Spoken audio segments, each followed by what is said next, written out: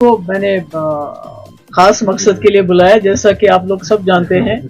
पिछले 1-2 दिन से जो पुंछ बफलिया से जो खबरें आ रही हैं बहुत ही अफसोसनाक हैं, तकलीफ देह हैं। पहले वहां 5 आर्मी के जवान जो हैं जाँ बहक हुए मिलिटेंट के एम्बुश में, उनके हमले में। और जो अखबारों से हम पढ़ते हैं, क्योंकि वहां तो इस वक्त जो है इंटरनेट वगैरह सब डाउन है, बंद है, तो उसके बाद शायद मिलिटेंट हाथ नहीं आए हैं, भाग गए हैं, क्या हुआ है क्या नहीं हुआ है। मगर उसके बाद वहां एक गांव है टोपी बफलियाज में, वहां से आर्मी ने 15 लोगों को पिकअप किया पूछताछ के लिए। और उसके बाद उनमें से 3 जो लोग हैं, एक तो सफीर हुसैन है, एक शौकत हुसैन है और एक मोहम्मद शबीर है। इनकी टॉर्चर की हुई लाशें वहां एनकाउंटर साइट के पास ही मिली हैं। और जो बाकी लोग हैं वो 12 लोग जो हैं उसी टोपी गांव के, वो सुरनकोट के अस्पताल में और पुंछ के अस्पताल में बहुत ही बुरी हालत में टॉर्चर किए हुए हैं। हालांकि मैंने अभी एक वीडियो भी देखा, आई डोंट नो उसकी ऑथेंटिसिटी कितनी है, जिसमें दिखा रहे हैं, उस वीडियो में जो देखा जा रहा है कि आर्मी के लोग जवानों को लिटा के नीचे उनके कपड़े उतार के उनको पीट के उसमें लाल मिर्च पाउडर डाल रहे हैं उनके जख्मों पे। बहुत ही दिल दुखाने वाला वीडियो है। तो मेरा ये कहना है कि ये ऐसे इलाके में हो रहा है, राजौरी पुंछ ऐसा इलाका है जिसने कभी भी वायलेंस को साथ नहीं दिया, उन्होंने कभी मिलिटेंसी को साथ नहीं दिया। वो बहुत ही ज्यादा पुरअमन लोग हैं, अमन पसंद लोग हैं। और आज पिछले कई साल से, पिछले 2-3 साल से हम देख रहे हैं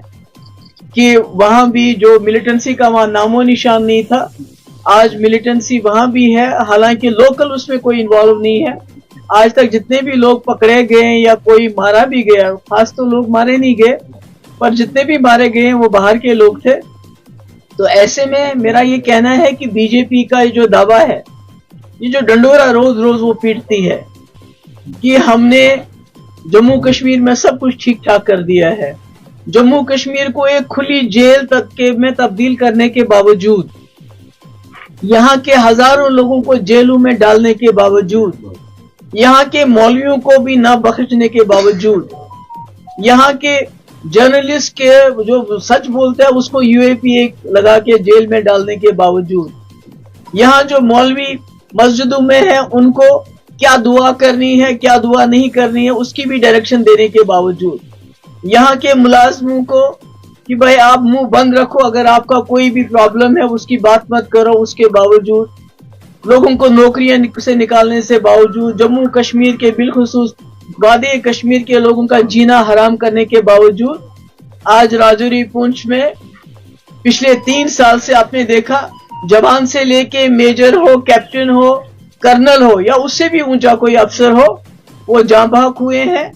और अपनी नाकामी छुपाने के लिए बीजेपी की जो सरकार की, अगर किसी और सरकार में ये होता तो जो गोदी मीडिया जिसको कहते हैं, वो इस वक्त अब उस वक्त की सरकार से ये सवाल पूछता कि ये क्यों हुआ। मगर आज बजाय सवाल पूछने के उन्होंने 15 लोगों को घरों से निकाल के टॉर्चर करवा के उनकी जो 3 की लाशें, जहां पर जो हम अखबारों में पढ़ते हैं, हमें तो, और जो लोकली एक आध से बात भी हुई हमारी, वो कहते हैं हम घर में बैठे थे, आए और हमको लेके गए और लाशें वहां भी और अस्पतालों में भी हैं। तो मेरे कहने का मकसद है कि ये कैसा खुशहाल कश्मीर है, ये कैसा नया कश्मीर है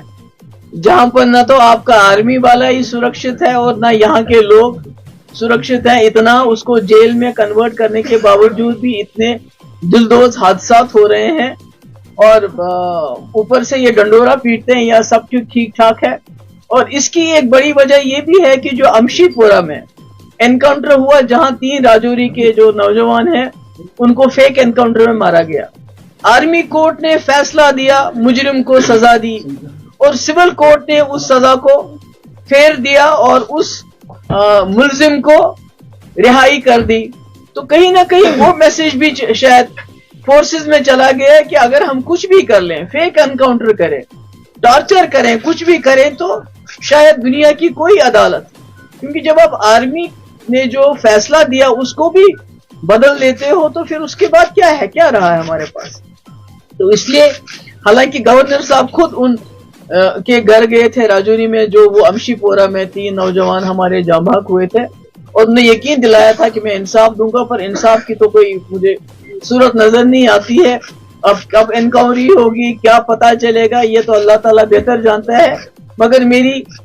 गवर्नर साहब से ये डिमांड है कि ये जो 3 लोग निहत्ते बेकसूर बिना किसी वजह के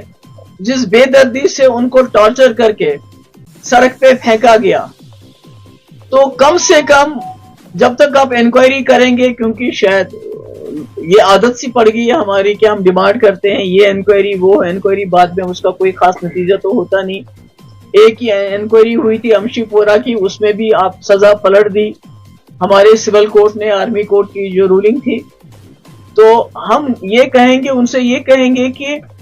कम से कम जब तक इंक्वायरी होगी, उसकी रिपोर्ट आएगी, तब तक ये जो 3